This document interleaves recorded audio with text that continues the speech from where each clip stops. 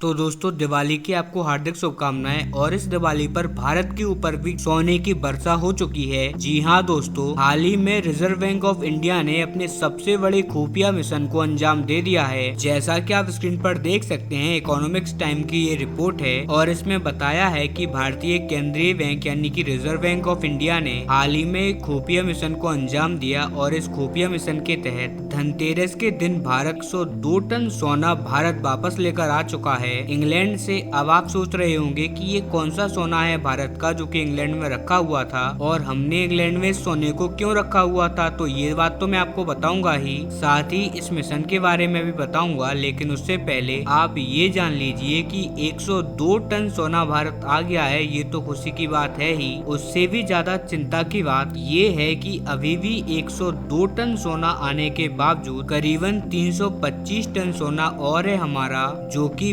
Bank of England में पड़ा हुआ है। और वो क्यों वहाँ पर है, क्यों रखा हुआ है, चलिए मैं आपको सब बताता हूँ। लेकिन दोस्तों, अगर उससे पहले आपने अभी तक इस चैनल को सब्सक्राइब नहीं किया है तो मेरा आपसे विनम्र निवेदन है कि आप इस चैनल को सब्सक्राइब कर चलिए अब हम वीडियो में आगे बढ़ते हैं। दरअसल इस पूरे मामले की स्टार्टिंग हुई है 2022 में, जब अचानक से खबर आती है कि इंग्लैंड में जो भारत का सोना रखा हुआ है, भारत उस सोने को वापस लाना स्टार्ट करेगा। अब सवाल उठता है कि भारत का सोना आखिरकार इंग्लैंड में, तो पता चलता है कि दुनिया के कई सारे देशों का सोना बैंक ऑफ इंग्लैंड में रखा हुआ है, क्योंकि बैंक ऑफ इंग्लैंड के पास ऐसी कैपेसिटी है कि वहाँ पर आप कई हजार टन सोना रख सकते हो सुरक्षित तौर पर। और पहले भारत के पास ऐसी कैपेसिटी, ऐसी होल्ड सिक्योरिटी नहीं थी जहाँ पर हम सैकड़ों टन सोना रख सके, और इसी वजह से हमने इंग्लैंड में अपना ये सोना रखा हुआ था। अब सवाल उठा, जब भारत ने बरसों से अपना टनों टन सोना रखा हुआ है इंग्लैंड के बैंक ऑफ इंग्लैंड में और वो वहाँ पर सुरक्षित भी है, तो फिर आखिरकार हम उसे क्यों मंगा रहे हैं। तो उसका जवाब हमें ये मिला कि रूस यूक्रेन युद्ध ने हमें सिखा दिया है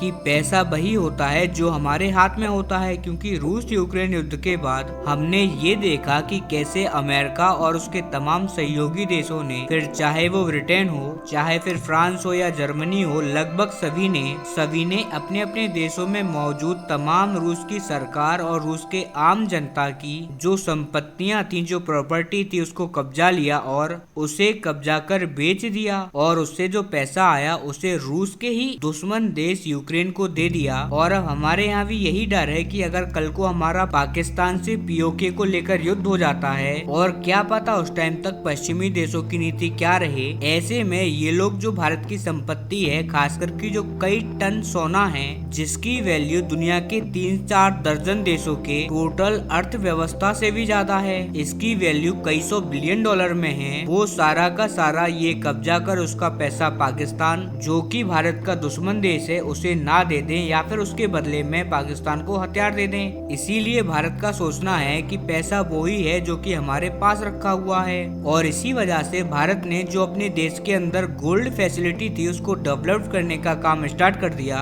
और जैसे जैसे हमारे गोल्ड की कैपेसिटी की स्ट्रेंथ बढ़ती गई, वैसे वैसे हमने हमारा सोना ब्रिटेन से मंगाना स्टार्ट कर दिया।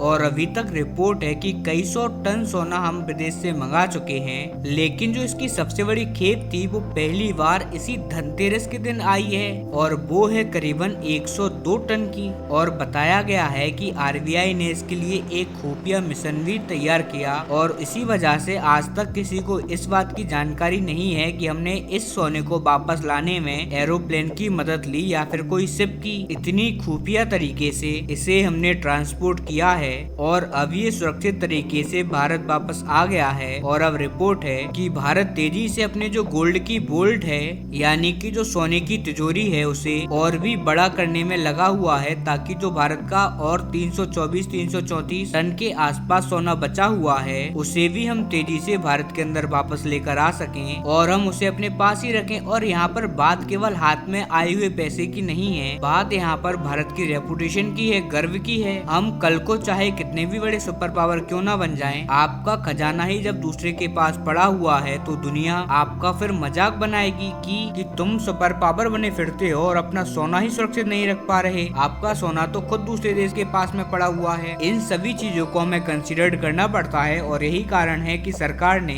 ये कदम उठाया है।